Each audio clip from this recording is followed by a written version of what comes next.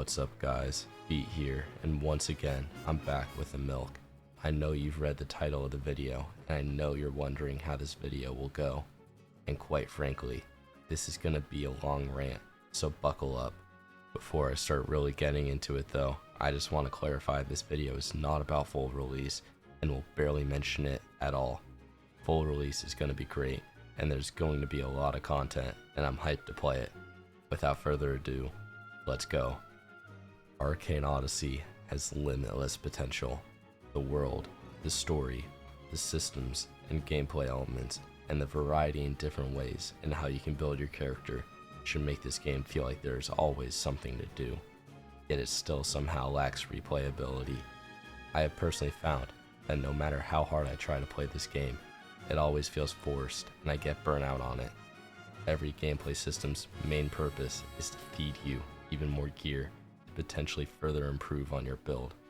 But after playing the game for so long and making numerous builds, I began to ask myself this one question: why am I spending my time getting this optimized build when the content in the game doesn't require it?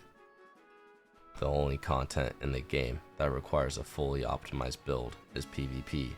For all the bosses, you can get away with having barely leveled gear with a couple tier 1 enchants.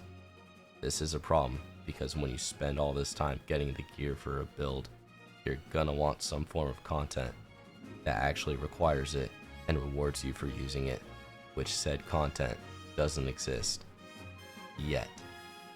Eventually, when full release comes, these optimized builds will be more needed for story content.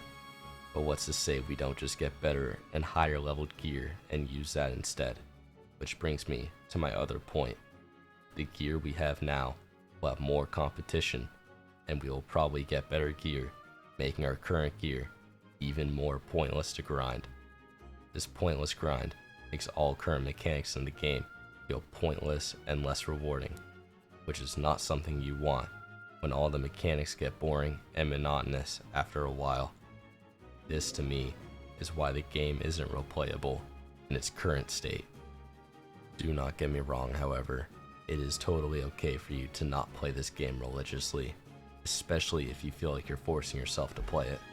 I'm sure VTEX would understand, especially due to the game's update schedule being slow and with full release looming. VTEX has said that after full release, the rate at which the dev team puts out updates will increase. But then again, this has been said numerous times before, so take it with a grain of salt. This lack of replayability and slow update schedule, in my eyes, makes this game, in its current state, not suitable to make content on. Eventually, when the full release comes out, there will be more replayable content by the looks of it, but that's not out yet, so I digress.